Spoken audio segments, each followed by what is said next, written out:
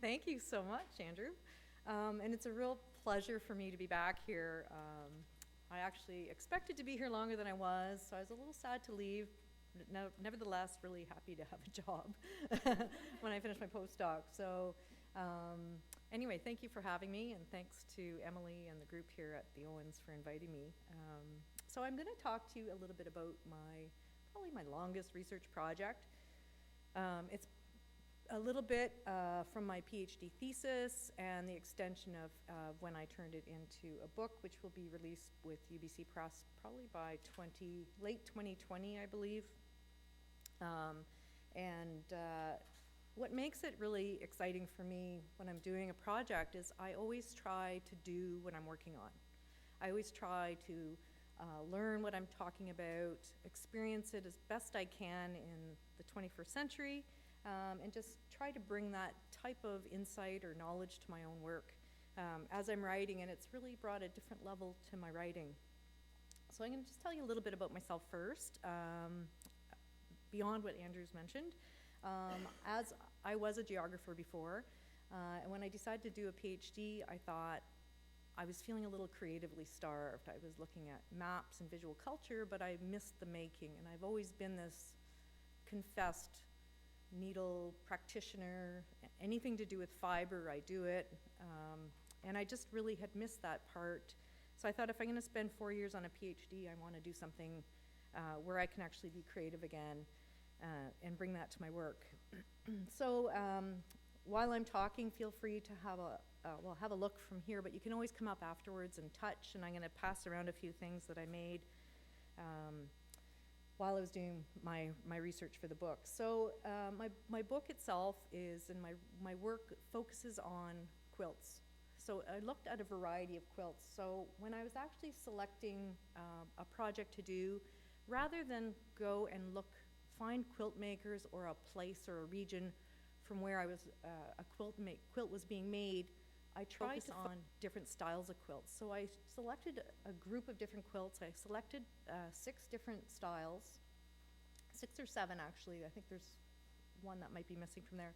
But what I did is I created this, I call it a taxonomy. So I wanted to say there are quilts. Quilts are, they're all relatively hand or machine stitched. They're all, the idea of putting a top layer with a bottom layer, or a top layer, a layer of batting for warmth, and then a back layer.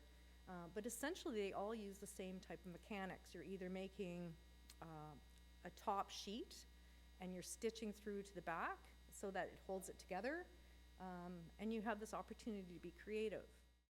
The other thing that I wanted to bring into it is this idea that the most domestic person, meaning a housewife or someone that's making a quilt, even just for the mere sake of warmth, is using their artisanal creativity. They're using the ideas of selecting colors, selecting fabrics, selecting stitching. They're applying this type of practice they've had with their quilt. And I wanted to highlight these. So as an art historian, where I did my PhD, I want to say rejected the idea of art history. I rejected the idea of fine arts being the high art, the one that should be recognized in galleries or museums.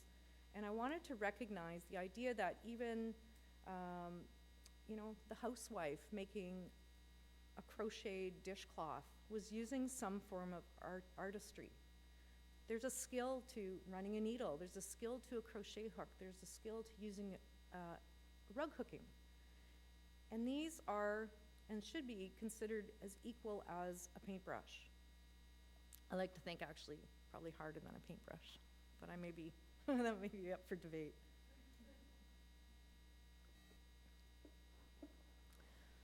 And I also wanted to recognize the idea that even before the quilts were made, what type of artistry was used to make the fabric from which these quilts were made? So who is making before industry? Who's dyeing the fabric? Who's weaving? Who's spinning the yarn? I wanted to recognize all these stages within what I was looking at. So I use a particular approach. It's a material culture theory approach, which is traditionally something anthropologists would use to look at, cultural groups, which that's a whole other issue in itself, this idea of anthropologists going in and looking at things, researching, especially in Canada here, Indigenous peoples, taking the information or trying to preserve, the history of that would be trying to preserve an Indigenous culture before it vanished. But the one thing about anthropological theory I liked was this idea that you could go in and look at an object for its sake of an object and start to build its history around it. So by doing that, I was able to kind of transcend this idea of thinking of a creative piece as high art. I don't have to worry about what the art historians are thinking, the traditionalists. I don't have to worry about how this is considered low art. So to go about my work, like I was saying, I selected a variety of quilts, and from top left, it's sort of what I call an intricate patchwork quilt, and it's all made by hand, and I'll get into that in a little while. The top center one is what we call a whole cloth quilt.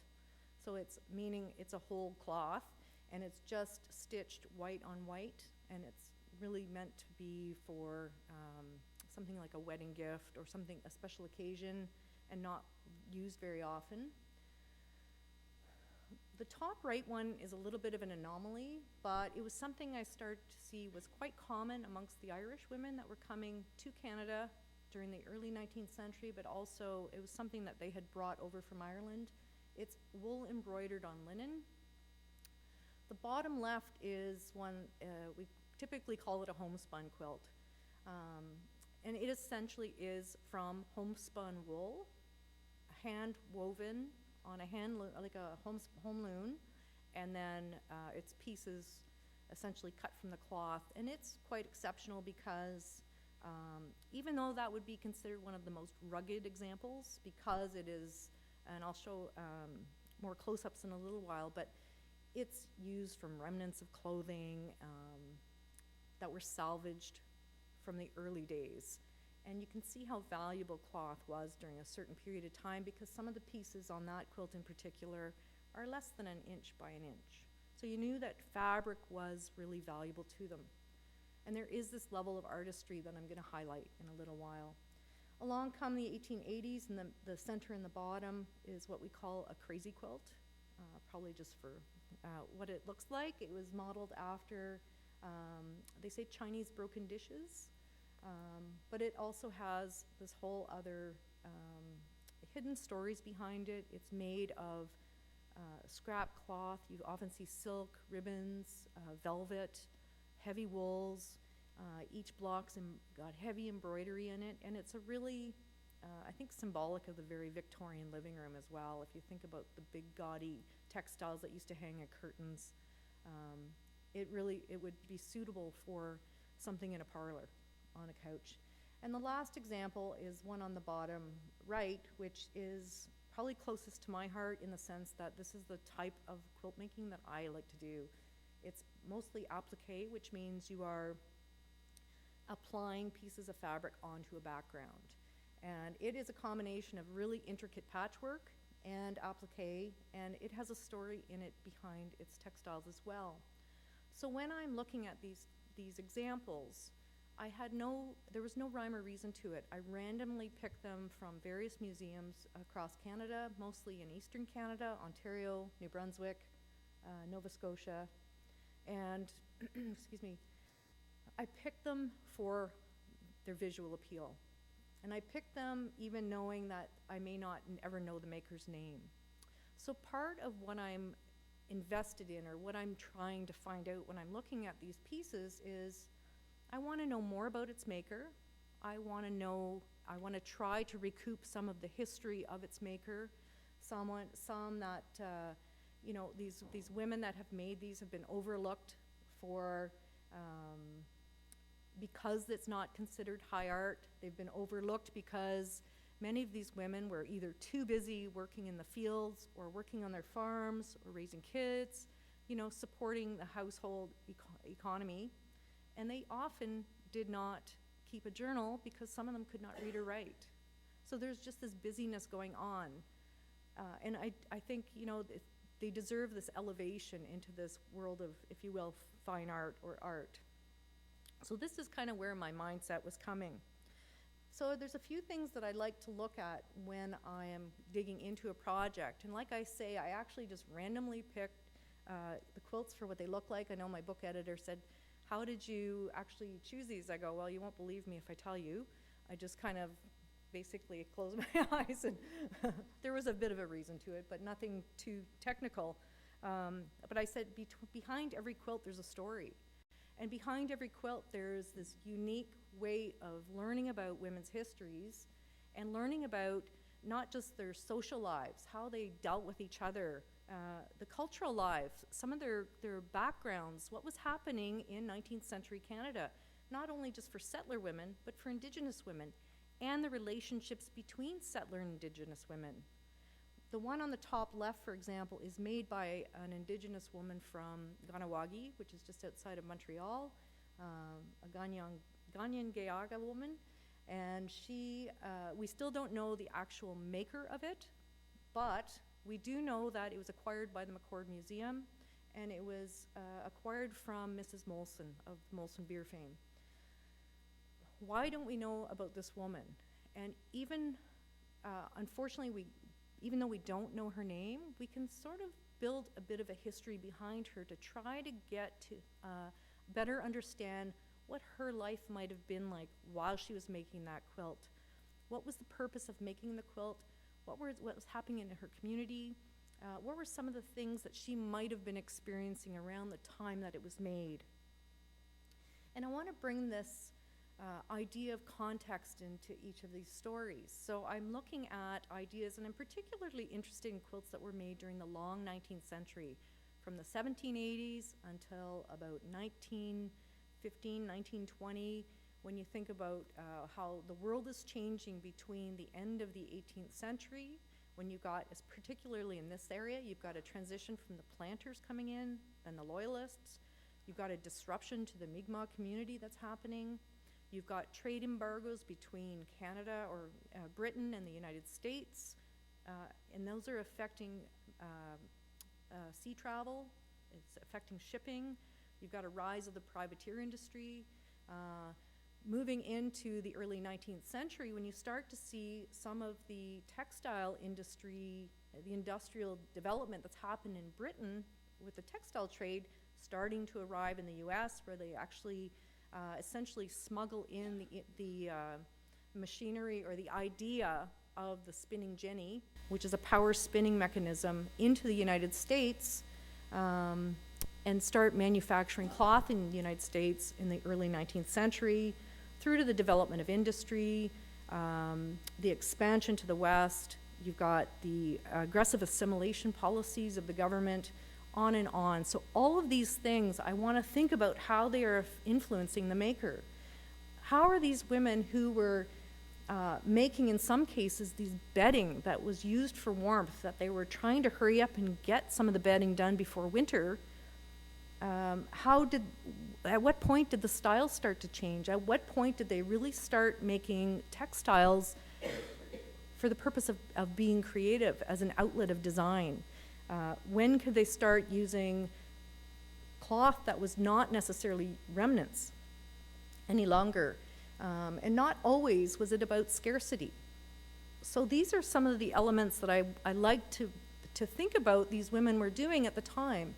So I just want to introduce you to a couple of the quilts in particular, take you through how I go about researching some of them, and then share with you how I have brought some of the creative practice into my own research to gain a better understanding of maybe some of the insight of what they might have been feeling, some of the deeper emotions they might have been feeling. And by doing, I really feel like I'm able to sort of dig in a little bit deeper. So this is the first, this was actually one of the first sets of quilts that I actually selected for my project. And I'm particularly keen on this. I like old stuff. I like antiques. I like thinking about how I was born in the wrong century. Although when I moved to Halifax, when the power goes out, I'm not so sure anymore. But I like this idea of making right from scratch. So I was attracted to these two quilts. They were in the old Nova Scotia Quilts catalog. It's an exhibition that was in, I think 1996 or 1997 at the Nova Scotia Museum. And I thought it was quite interesting because the way they're described in the catalog, they're both described as homespun quilts. They're both homespun. They're both made from cloth that was hand spun, woven on a loom. And up close, you can see that they're both using remnants of fabric, yet they're very, very different. And they're made about 70 years apart. The one on the left was made not far from here in Cumberland County, and the one on the right was made in 1880s in Lunenburg. So the interesting part about this is when you're hanging, how does a museum or a gallery think about the ideas of art, fine art, low art, and what do people think when they see these two? So as someone who maybe isn't a quilter, they might come in and say, oh, we have two homespun quilts. And they look very similar. They're both very murky in color. They would have been made using home dyes or natural dyes. They're both using wool. The one on the right incorporates linen warp and what we call as a wool weft, and that actually makes it a stronger fabric. But what's so different about these two women over the 70-year period? So first of all, I went and I looked at the one on which one was on the left, and the museum acquired this quilt as it came in from a collector, a descendant of Maria Johnson, and they actually were bringing in an antique chair into the museum, and they thought the museum would be really interested in this chair, and the quilt was wrapped up around it to keep it protected. And the curator at the time said, you know what, this quilt is actually really important to Nova Scotia history, and it's quite valuable, so I think we need to make it an object as well, thankfully. So when I'm looking at these objects, I'm looking at a few things. I'm looking, as I mentioned, at the surface design. Is there a design? Is there an intentional design? What that might be? Are there other quilts around the same time period that might be similar? I'm looking at the method in which that maker made it. And on this one, you can see where I've said precise seams. So this is actually called a four-patch design, and the way the maker has made it, you can actually see the seams are perfectly matched. And that takes a little bit of skill. It takes a bit of know-how on how to make those seams match. And you can tell from that the maker of this quilt must have had some experience sewing. And in her case, she was sent away to the Massachusetts area to go to school. And part of the curriculum for young girls in the early 19th century was stitching and learning how to sew in the schools. So you can sort of see this from her piece. The other thing that I was interested in this is you can see in the middle diagram, it's maybe not so clear up there, but you can always come up and look on my computer afterwards. You can see in right where the blue arrow is, just to the left of it, you can see a little strip, and you can see how she has salvaged every last piece of fabric she had. And that tells me that this was made around 1810. What does it tell me about the home economy or the economy in the region at the time? And at this time, there was an embargo between the US and Britain. There were cargo loads being confiscated by the French on the Atlantic. You've got the privateers bringing supplies up the Bay of Fundy, and supplies were very expensive. So part of understanding how she might have acquired her fabric, she would have either salvaged whatever clothing they had when they came to Canada, or what they had before possibly the embargo, or whatever they're wearing, they're saving it for this quilt. The second thing is, I looked at merchants' records, and the merchants in the areas, there's a few small, like dry goods stores that were located in the area around Parsborough, and they were actually trading butter for homespun fabric. So there would be a maker in the region, and not necessarily these people, because Maria's father was in the military, so they would have had a little bit of money. They certainly wouldn't have had a farm, and they weren't manufacturing their own wool, or they weren't weaving. So she probably would have traded something or purchased the textiles from somebody at that dry goods store, and that certainly was happening in the region. So there's this local supply happening. So there are weavers in the area. There were people with sheep. There were people that were harvesting wool, spinning wool, carding wool, and then supplying the wool, the finished cloth itself at the local merchant's place. The third thing that I noticed about this quilt, and what I really like looking at the actual objects themselves, is I like looking when there's damage. Damage can tell you a lot about how it was used, how it was folded. Is there one part of the quilt that's more faded? Must have been near a window. Some of the old quilts that I've looked at have the corners are replaced, or they're where they were originally cut out for a 4-poster bed. And as technology comes and the heating changes for a household, or maybe somebody gets married and they need a bigger bed, they need a bigger quilt now to accommodate 2 people, people are adding on pieces. So it tells you a lot of clues that way. And what I thought was interesting in this one in particular is the type of batting that was in it. And I was able to see some of the batting on the inside, and it was from a brown, it was brown wool, and it's just sort of spread out between the layers. By looking at her stitching, I can tell that she's actually stitched, and she's done it in this log cabin pattern. You can kind of see it sort of circulating around. And what she's done by stitching it, it's an inch apart for each of those lines. She's trying to use the quilting itself to hold the batting in place. And this is different from the one later on. What we know about Maria Weatherhead from the last one was that she was educated. She's from a fairly well-to-do family, especially her father was a captain in the military at Fort Cumberland, which is now Fort Beausejour. There was a scarcity of cloth. So we're trying to piece together some of the things that are happening in the area at the time. In comparison to the one at Lunenburg now, so this is also described as a homespun quilt. If you look at the 2 quilts together, I'll try to flip them back. If you look at the difference between the one on the left and the one on the right, the one on the right is really haphazard. There's not even blocks. You can see how it's not necessarily a particular design like the 4-patch one. And when I go and I looked at it much closer, you can see how the cloth, when I see it up close, it's a much more rugged cloth. And I'm thinking about what's happening in the Lunenburg area at the time. As it happens, the Lunenburg area, and we still do not know who the maker of this is, but at the time, Lunenburg is going through this huge transition. In fact, Nova Scotia is going through a huge transition. Sir John A. Macdonald was just elected for the 2nd time, and part of his election platform was to initiate what's called the national policy. So the national policy was this idea that Nova Scotia would be the hub of industry for all of Canada. It's around the time when they're building the railway to go from the Pacific or the Atlantic all the way to the Pacific.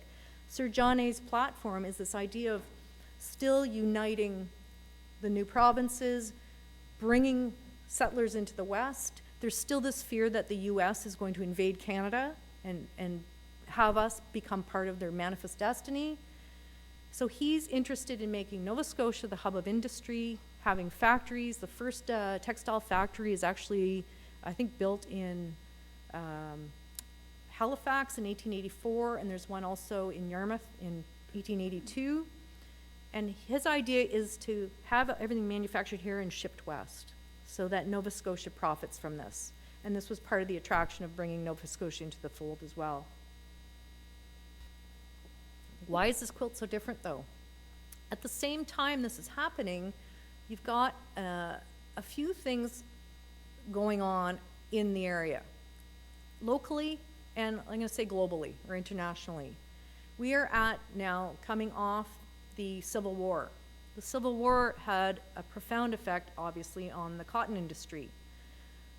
Nova Scotians are worried about textiles because cotton prices are fluctuating like mad. They're going up, they're not affordable, they're getting very cheap. So some families around Lunenburg wanted to resist this. And they said, you know what, we're going to start growing flax again. We grew flax before, we're going to grow flax again in this area, and we're going to completely differentiate and separate ourselves from the dependency on manufactured cloth. So you start to see a lot of people actually manufacturing flax, which is spun as linen. You've also got the fishing industry, you've got a booming timber industry, and you've also got a mining industry that's happening in the Lunenburg area, north of the Lunenburg area, right up in through Hants County. So people are starting to manufacture thicker cloth. The design itself is, as I said, haphazard. It suggests that possibly the maker does not have necessarily the delicate needle skills that young Maria Weatherhead Johnson would have had from going to the US and having needlework as part of her curriculum. By this time, the education system in Nova Scotia is changing as well. The government's saying we need to educate even the young women in math, English, geographies. We need to prepare them for factory work, and we don't necessarily need them to be learning needle skills any longer. And this coincides with, they're not making samplers anymore. A lot of it's just very utilitarian. So they're making a quilt to be warm at night. And this quilt is really heavy. The other thing that I really thought was interesting with this quilt is in the center panel, you can see where the stitching is. It's not as nice. That's the actual quilting where it's holding the 3 layers together. And different than Maria Johnson's quilt, where she had hers an inch apart, this maker put them at least 6 inches apart. And what does that tell me about the batting at the time? She didn't have to spread the wool around and stitch really close together to hold the sheep's wool from falling apart. 6 inches apart was fine because there was a local carding mill in Bridgewater that was actually booming. It's called Wild Carding Mill. It's still there. You can actually go and see the old steam-powered wheel spinning. And I went to see how it actually worked a couple summers ago when I was here. And it's interesting because when you have carded wool, it gets, carding is the process of combing the wool and getting the seed out of the cotton or the wool, getting the twigs out of the wool, if you will, getting the dirt out. It's cleaned. It's put through what's called a carding machine and a processing machine, and the actual machine pumps out a sheet probably about 18 inches wide, and out comes a nice sheet of batting. And that type of batting doesn't necessarily need the stitches so closely together to hold it in place. So all of these ideas are kind of percolating in my mind to give me some insight into what the makers might have been going through. What were they thinking about as they were making these quilts?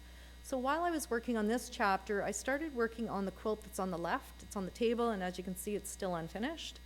But you're welcome to come up after and have a look at it and touch it. So I was doing a little bit of a variation on the 4-patch pattern, which is the one on the left. It's a 9-patch, and I wanted to use those murky colors. Obviously, it's all manufactured cloth. I didn't use any homespun for it, but I was hand quilting as well, just to get that sense. And while I was doing that, when I was trying to quilt it and stitch it at night under candlelight, for the idea that whoever was making these, whether it was Maria Johnson or the young woman, I'm assuming young woman, the woman from, it could have been a man actually, from Lunenburg, whoever was making it would have been either putting in a long day on the farm or dealing with all the social and the cultural and the economic challenges every day, maybe in a community under distress from embargoes. And if they're on the farm, they're coming in at night to do the stitching. And they're stitching after, as they're tired, they're stitching under candlelight. They're not doing this necessarily as we would do for entertainment now. And by thinking about those processes, I was trying to think about just how tired I was. My back was sore, and my eyes were strained, and trying to think of how those processes influence a woman's life and how those experiences are embedded in those quilts is really interesting to me. And that's part of what I was really trying to get at as I was writing this. Another thing I did, I didn't feel like I was doing it any justice by just doing the quilt making, because I've been a quilt maker for a lot of years and I just love doing that anyways. I went back and I learned how to spin wool. I learned how to dye wool, and I actually learned how to weave. And I even went to the trouble of finding a loom that was from Nova Scotia. It was dated around 1820 to 1840. It's called the countermarch box loom, and actually a friend of mine said to me one day, "I have this old thing in my garage, do you want it?" And I said, "Yeah." So I took some, what literature I had on whatever looms I could find, and I actually rebuilt it in my garage, just to see what was required in the process of making and weaving on this. And then I got hooked. I had to untangle all the heddles. Those are the string things on the top. It was all tongue and groove and dovetail. There was no nails in it at all. And we were able to get it going. And then I didn't rebuild this one, but I ended up going to buy a loom from the 1960s that I actually could weave on. And another part of it too is I went to Ireland and Scotland to see the countermarch box loom in action. There's a few in museums around Canada right now, and the odd time you can find somebody that knows how to operate it, and I understand there's some in Dorchester and they weave on them. But it's amazing just to be able to hear the thud of the beam when it comes back to you, and just to hear it. And in Ireland, when I was there and watching someone make this, even just the idea of, it sits probably about 5 or 6 inches off the ground, and that was designed in that way for it to be operating on a dirt floor, and they would keep the floor wet, because especially when you're weaving linen or flax, it's a very tight, strong fabric, and it has to be kept moist. It has to be kept humid so that it actually continues to work well and not cause the wool to stretch too much, because the wool will stretch and then really contract, and then you've got this really rigid piece of linen. So it was nice to go to Ireland and just see the damp and actually horrible conditions, because you can smell the wet wool from the sheep still. You can still smell the lanolin. You can feel the humidity in the air, and it was a horrible process. It was a long, wrenching process, and to, as they say, warp the loom. Each of the heddles, which are the strings on the top, there's probably about, I think there's 2,000 heddles, and so it's a contraption of string, and there's a little eye in the middle that's made by knots. So they would have been all hand tied first on a little warping mill kind of apparatus, and you have to thread each length of linen through the heddle eye, and there's 2,000 of them. So you're leaning over the beam and you're trying to warp, pull each thread through, and the string, as you can imagine, is all over the place. So you're holding it taut, you're pulling it through with another hook, and it takes, I think this piece down here that I worked on, that ended up only being this wide, and it took me about 40 hours to warp the loom on that. So it takes forever, because you have to, and it's I did 13 yards of warp, so it took a long time just to organize it, tie it. You have to make sure things aren't in a knot. How are we doing for time? So the other one I want to share with you is the one I think that is closest to my heart. This one's called the Fallowfield Quilt. It is held by the Agnes Etherington Art Center at Queen's, and I was struck by, first of all, its beauty, which is, up close it's even more amazing, but also by how different it is than the other traditional quilts or the other quilts that I was looking at. It's different because it is hand-spun wool on linen, and it's very rare to find a linen quilt, but I was also interested in its provenance. The museum at the Agnes, they don't bring it out on display at all anymore because it's far too delicate. They estimated it was made around the 1820s, and they thought that it had been brought to Canada by its Irish maker, and they had estimated originally around 1820s to 1840s, and I discovered through some research that its maker actually never made it to Canada. She passed away in 1828, and she was only one of the makers, so it's actually made by, I think, probably 2 or 3 women. One is Anne Little Bell, and the other one is, there she is, Elizabeth Bell Davidson. Elizabeth is Anne's daughter. It's a little bit of a convoluted story, so I'm going to go back so you can look at the pretty pictures while I'm telling you about it. So Anne died. Anne is Elizabeth's mother. Anne passes away in 1828 in a little town called Clones, County Monaghan, Ireland. It's at the very, very top of the Republic, so it's a very predominantly Catholic area. And Anne and her family are Protestants in the area. Her husband is a silk merchant, so he's selling to all the lords and able to supply her with textiles and yarn. I figure Anne has made the top block, which is, she's made the bottom set of blocks. So if you can look around the quilt, you can see some similarities in the cross design.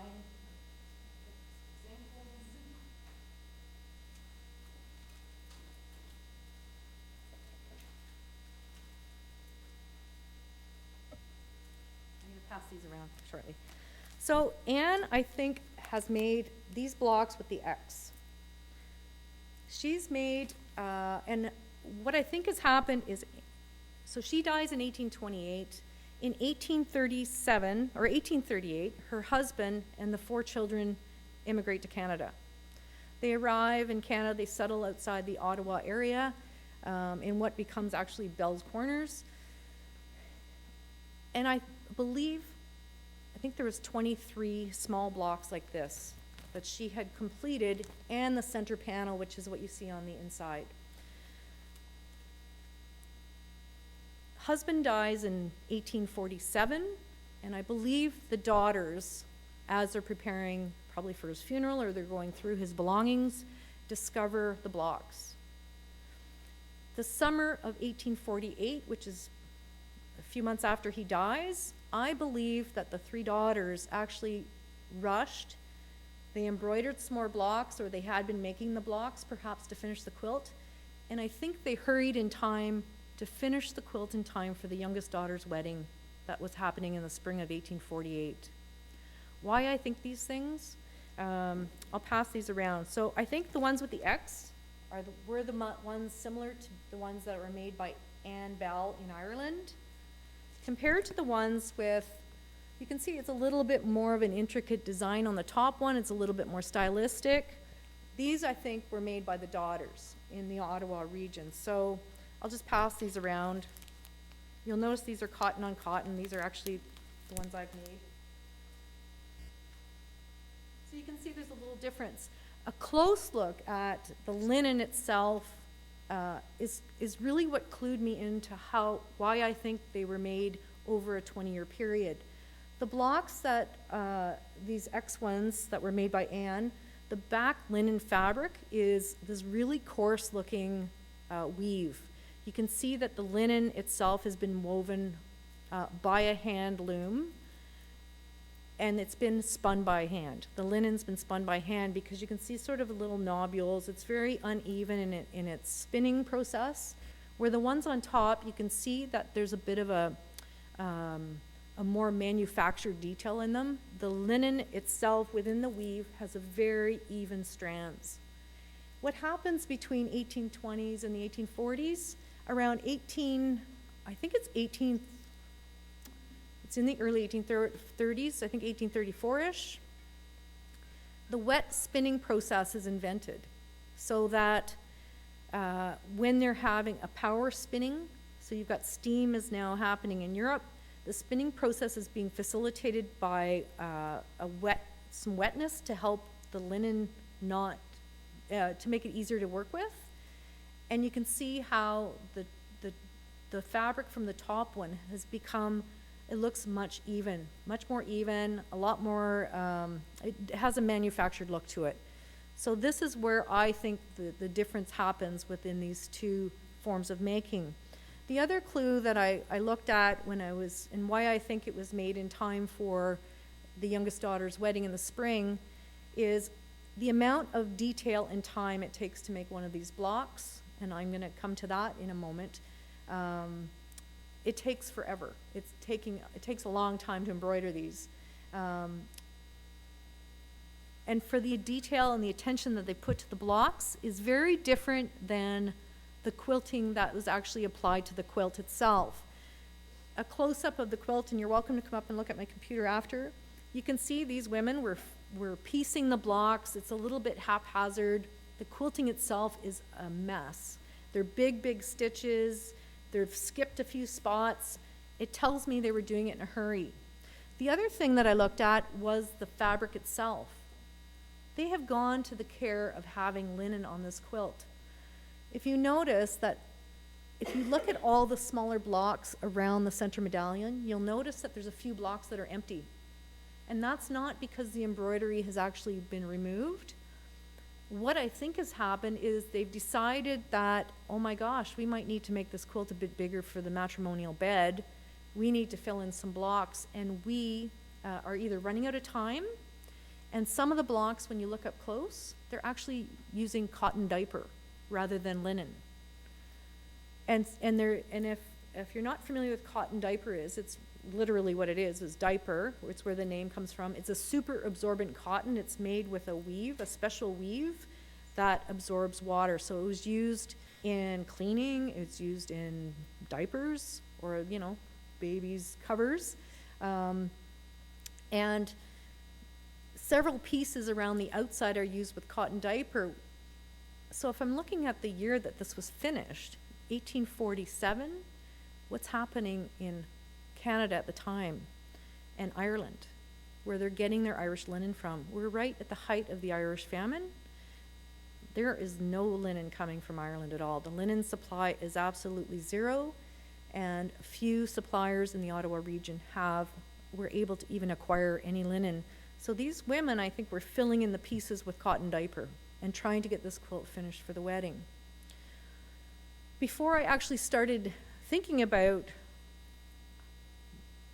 this puzzle to unfold, it was a lot of archival research, a lot of genealogical data, looking at ships' records, trying to figure out the history of the Bell family, especially when they come to Canada.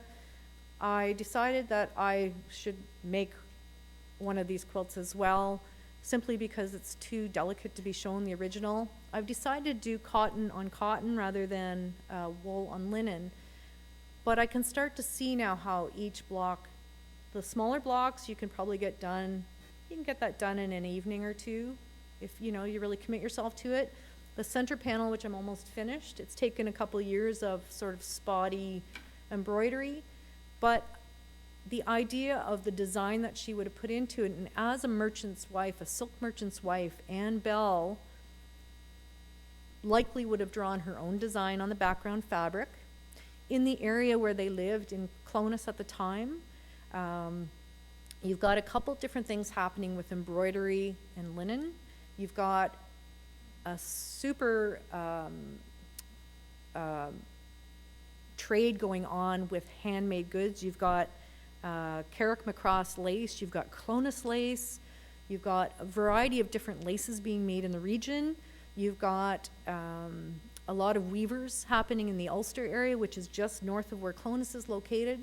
And at the same time, you've started to see already a waning of the textile industry because of power machinery that's coming in.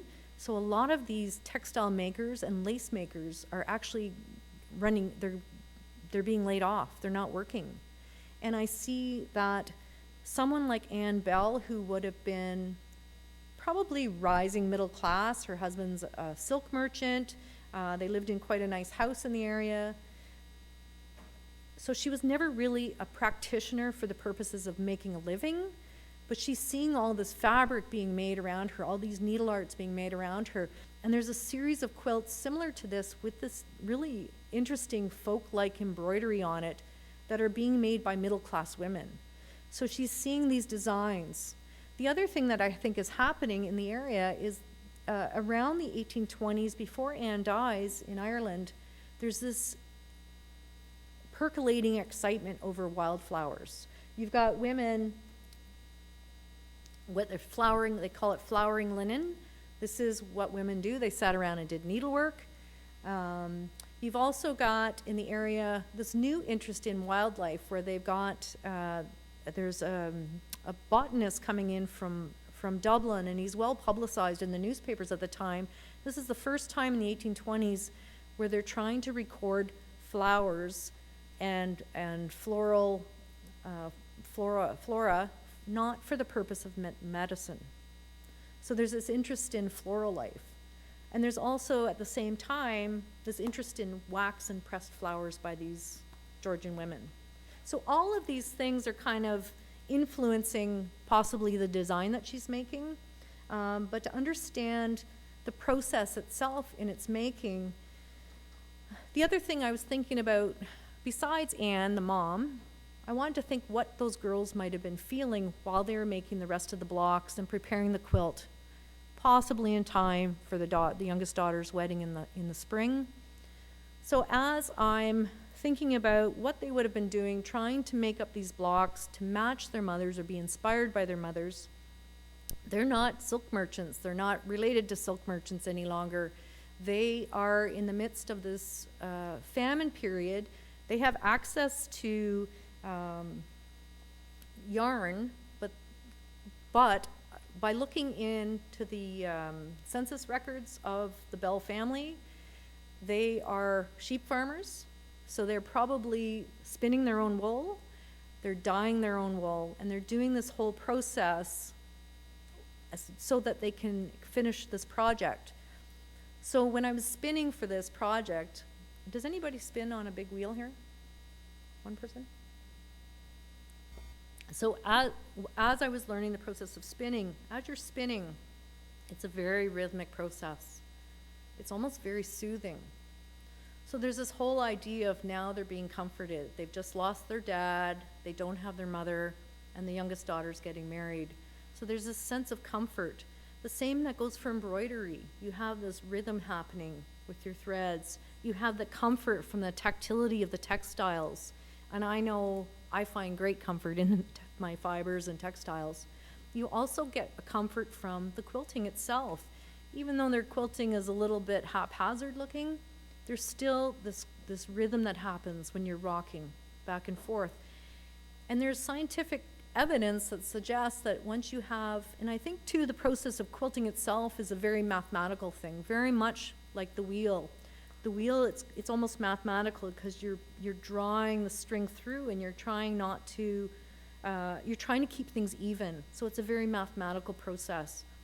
So scientific evidence suggests that when you have this idea of the calculating, figuring out the yardages, figuring out maybe the combination for the dyes and the mordants that you're using, the mathematics of the spinning, plus the creativity of the colors you're using, the tactility of it, the enjoyment you're getting out of it, there's this sense of marrying your left and your right brain, and it creates this harmony that's happening while you're working on this. So I envision that these young women were feeling some sense of comfort when the youngest is getting married without either parent present.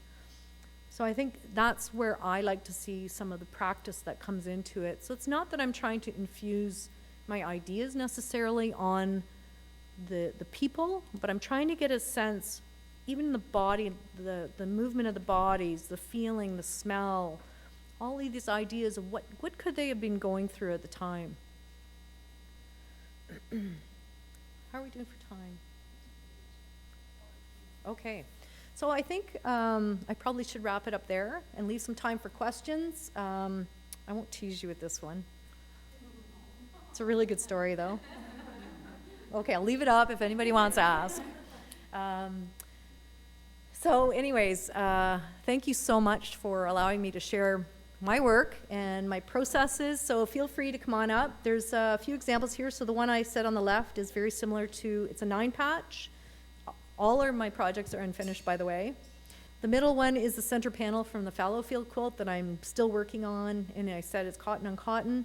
These other blocks here are from a different project that I'm working on in the United States, and they're actually replicas from a collection called the Baltimore Album Quilts, and they were a collection of quilts made in the decade leading up to the Civil War, and they've been kind of a passion of mine for about 25 years now, so I keep making blocks.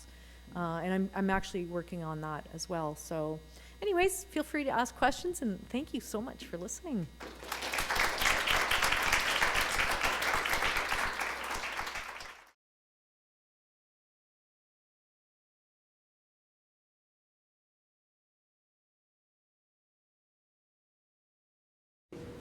Yeah, is that? Yeah, Okay. and that thing is actually, it's quite large. So this is actually a jack loom, where, for those of you that haven't weave woven, and this is one that's coming to your house, Fiona. Awesome. You step on a pedal and it jacks up the harnesses. On the counter march one, it's the same idea. You're stepping on a pedal, but there's weights. And it's basically, they're counter marching, they're marching against each other. The box itself is, this shape of it is a frame. And I actually, when I was moving from Kingston to Halifax in the summer, I posted it on Kijiji, free to a good home. Because I had to take it down to get my car in the garage that winter. And I had a woman that come and take it, and I gave her a couple of other of my pieces because it was such a good home. She lives in an old railway station, and she's opened a coffee shop. So that is actually going to be in her living room, and you can actually sit inside it now. Apparently she's put chairs inside it and have tea inside the box. So Where is that? that's I think it's near Sharbot Lake, so north of Kingston, Ontario. Yeah.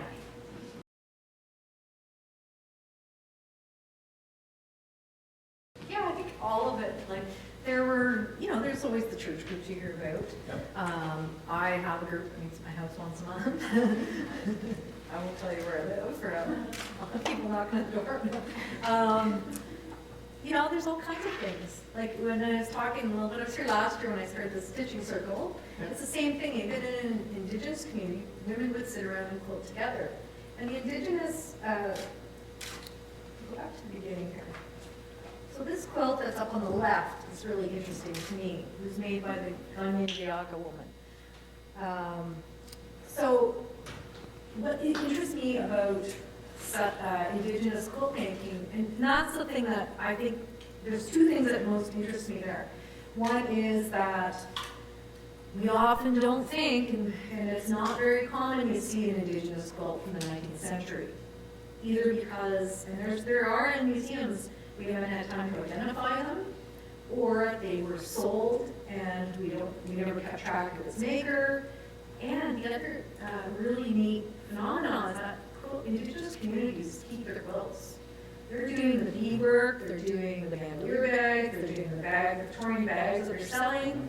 They're keeping these quilts, which is interesting to me. There's a Mohawk community, Akwesasne, that every year has a quilt auction, and all the proceeds go to the Freedom School. It's their Mohawk language school. It's a cultural school, and they end up buying their own quilts. They want to keep them in the community, and they share them, they pass them down. So either quilts just don't make them to museums, or we don't know. And that's part of what interests me to move.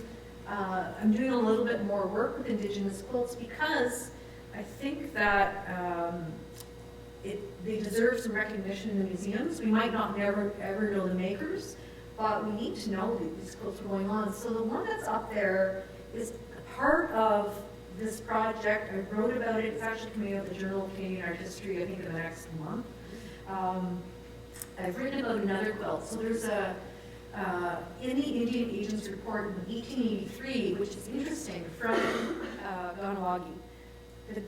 They were told from the Indian Act, Indigenous people were told from the Indian Act, and I'll self-declare on Anishinaabe, that you're not allowed to participate in exhibitions or fairs with white people after 1876.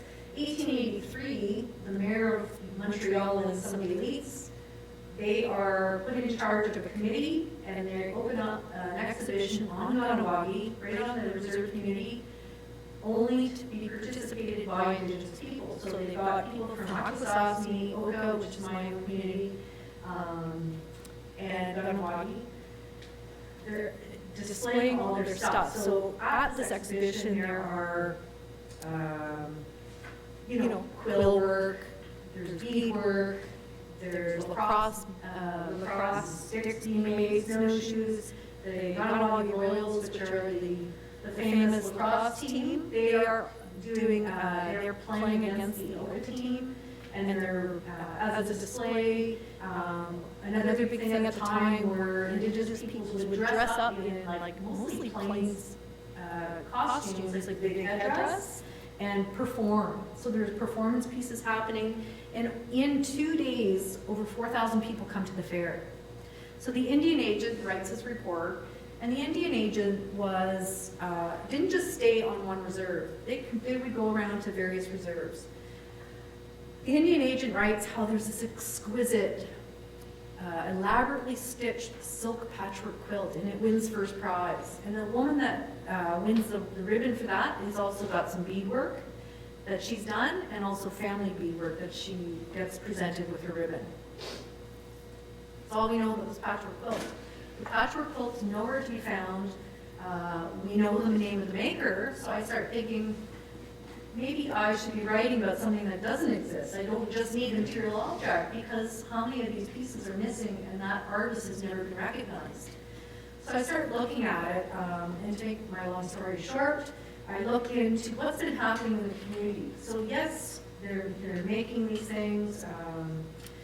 I find out that her brother-in-law has just come back with the lacrosse team from a trip to England, where the lacrosse team has played in front of Queen Victoria at Windsor Castle, and a bunch of the men bring back silks for their wives. So some of the things on display at the exhibition are also silk dresses. So I'm picturing that this quilt is made out of remnants from those silk dresses that were made. And here they've done this patchwork, and it's around the same time as this top left quilt is made. And I'm sorry, I don't have a better picture, I don't think, of that one. No, that's, here's the lacrosse team right there. And it's actually, the guy in the center is, his name's Big John Canadian, and it's his sister-in-law that made this patchwork quilt. But anyway, the one on the left, which is more of a, it's an old Polaroid out of the files that have been poured, it is made in this chevron pattern. Each of the strips in the chevron pattern is stitched, and they're about 1/4 inch pieces of cotton. I've calculated there's over 4,000 pieces in that quilt. So what I think happens, to answer Andrew's question, is they're quilting in these community groups, and I can imagine that because I stitch with a bunch of Indigenous women. We're sitting around talking about what's going on, and they're probably sitting there going, yeah, the Indian agent's going to come back and think that we've taken up this settler skill. But we're doing the chevron pattern because it looks like on the bottom of our regalia, and they're not going to know any different. And I think I can imagine that would be the conversation that's happening in that. So it's quite an amazing piece.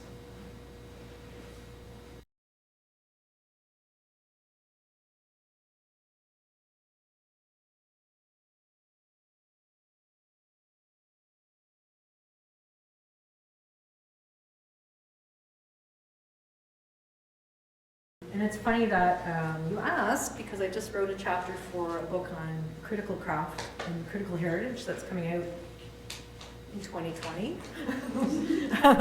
And it's on the star blankets, so I can give you my perspective on it. So a star blanket, for some of, if you're not familiar with it, it's like traditionally an 8-pointed star, and it's large, like it's one basically star for the whole quilt, but the star, each point on the star is made out of an elongated diamond, and there's probably, I think there's 68-ish pieces in each of the diamonds. So the diamond is each point on the star, and within that diamond, there's little diamonds that form it. So from what I'll tell you from what I wrote about, is this idea of the star blanket. The star blanket itself as a quilt is actually adopted from the Mennonites, the missionaries that came to South Dakota. It was most, I think, associated with the Lakota Sioux in South Dakota and that region, late 19th century, and it does, I think, extend from the buffalo robes. So the buffalo robes in Lakota Sioux tradition would be traditionally made by the chief's wife, and would be presented to the chief upon his return to the community after battle. So it's kind of this warrior blanket. And on the back design of the buffalo robe were these elongated diamonds and projecting out from the center. And it's within Lakota Sioux tradition that they believe that these are bulletproof. So, as the 19th century progresses and the buffalo become closer to extinction, and the Mennonites arrive in the Midwest, and they're teaching the Indigenous women how to quilt, the star blanket sort of becomes a replacement for the buffalo robe, like Carmen suggested. The United States, as in Canada, 1884 in Canada, and I think it's a little around the same time in the US, Indigenous peoples are told they can no longer practice these cultural traditions. They cannot, they're not allowed to be, doing ceremony, wearing regalia, and the star blanket is looked upon that. The traditions continue mostly subversively for years. The Indian agents, even in the US, are traveling. They're not there all the time. They're meeting like not clandestinely, but they're meeting, say, they were allowed to meet at Christmas in larger groups. And I know in Canada, for sure, you couldn't meet in a larger group on the reserve, or you'd be accused of doing something, and you could be thrown in jail. So they were allowed to meet at Christmas. So people would meet and have their ceremony at Christmas, and people would flood into the houses. By 1951 in Canada, the Indigenous, they revised the Indian Act to say, okay, you're allowed to celebrate religious tradition. Well, for most Indigenous peoples, cultural ceremony is not religious, but they take the opportunity to now kind of come out, and we're allowed to have celebration, we're allowed to do it in public, and that's really when you start to see the beginning of, I sort of call it the modern day powwow, or the modern day gathering, where they're now inviting intertribal relationships. There's many people coming to dance, to celebrate, to participate in ceremony. It's during these modern day powwows that you start to see the star blanket surfacing again. And with the modern day powwow, you have the booth set up, where we've had them here at Monet. You can see, you can go buy things, and you start to see the star blankets being displayed, being bought and sold. They're being given as gifts, and that's really when you start to see it spreading out of the Midwest. So I think late 19th century, early 20th century, you still see some being made. And then it's after the 1950s, you start to see it spread. And I'm currently working on a project with some friends at Elsa Buckchuck, and they're just starting to pick it up in the last 2 years. So it's made its way even east here, that the star blanket is now associated very much with the Sundancers. And you're starting to see it very much at the powwows out here now. So it's quite an interesting trajectory that's happened. So thank you for your question. I was going to say, did we have another question? Yeah. I was going to ask the same thing. Sure. So, I'm going to plug my other book that's coming out. So this is in the other book that's coming out next month. It's a co-edited volume with a bunch of people talking about needle arts and how needle arts has been this vehicle for women to transition into, into womanhood, into independence. It can be a political statement. This one's particularly interesting to me because it follows the same line of this U.S. collection I've been working on.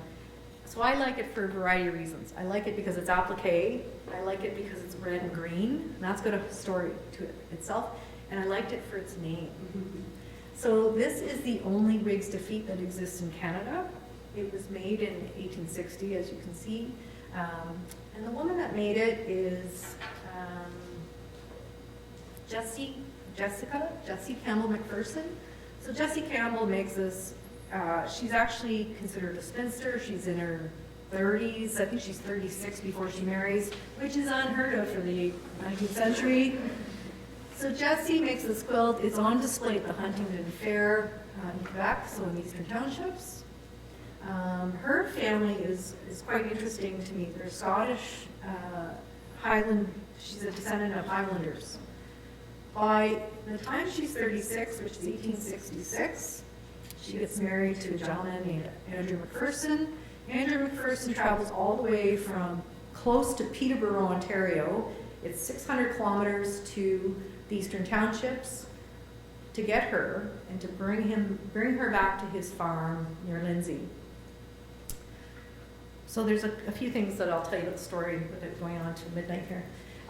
So Wigs to Feed itself is a pattern that comes out of the 1840s, and it's designed by a group of women in, I'm trying to think now, it's been a while since I wrote the chapter, in one of the southern states or Midwestern states, and it's in celebration of the defeat of Andrew Clay, who is,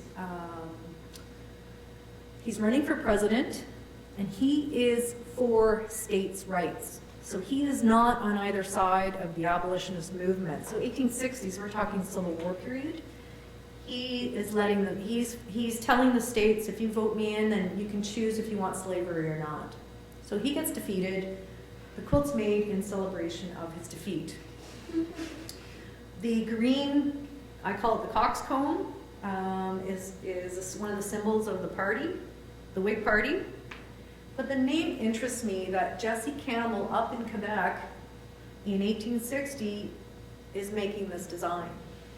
Likely she's found the design either from going to the US and seeing it maybe hanging in a quilt show. Women's periodical magazines are really circulating at the time. Godey's Ladies Book, there's Peterson's Ladies Magazine, there's this other one called The Lily. They're all, and there's Harper's Bazaar's coming out. They're all circulating needlework patterns. Jessie only lives, though, about, I think, a couple kilometers north of the American border in the townships, and she's about a mile from the American base at Fort Covington. So she would be well in tune to the politics of the Civil War, completely understanding what's happening. See you, Fiona. So what I think she's thinking of is this idea that she likes the idea of a Whig's defeat. Her family is from the Highlands. They were expropriated from their land by the British government, by the British Whigs, in fact, so that sheep could go in and take over. The clans are moved out in this predominantly in the 18th century, so she's a descendant of Highland immigrants. So I think this is her connection, what she's thinking. She's in tune. So this is this idea of this young woman who lives in rural Quebec, but she's well in tune to the politics of the day. She's understanding probably what's going on with the Civil War, especially with the fort close by. She's completely in tune to her family's cultural heritage. Her grandmother is one of the first school teachers in Quebec at the time, and she's obviously been well schooled in needlework because this is not easy to do. It's a very time-consuming thing. So I was making these blocks as I was writing this, but I've been doing applique for years, and I just love it. And you can turn them over and you see all the little tiny stitches. They take, I think, one of the blocks. I'll send this around too. One of these blocks takes about 20 hours to do.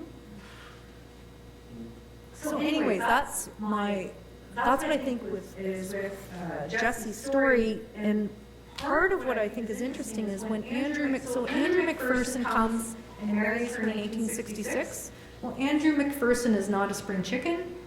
He has been married to her aunt. And he says when his wife dies, and he's already got 6 kids, he comes back and he says, I want someone else from the from the Campbell line. They're good lineage. And that lineage extends back to the Battle of Culloden in 1745. And the McPhersons are Catholic. The Leslies, the Leslie family, because that's her mother's maiden name, the Leslie family are Protestants. The Leslies are from Aberdeen. The McPhersons are from Inverness. The Leslies come over and help them learn how to be better farmers and work with the soil conditions that are happening up in Inverness. The battle breaks out. the Leslies stay and fight with the McPhersons. I think Lord McPherson does some bad stuff and he has to be put into hiding, and the Leslies hide him for 9 years. And this is 1740s. So we're talking now, these two families end up coming over to Canada in 1819. They immigrate to Canada.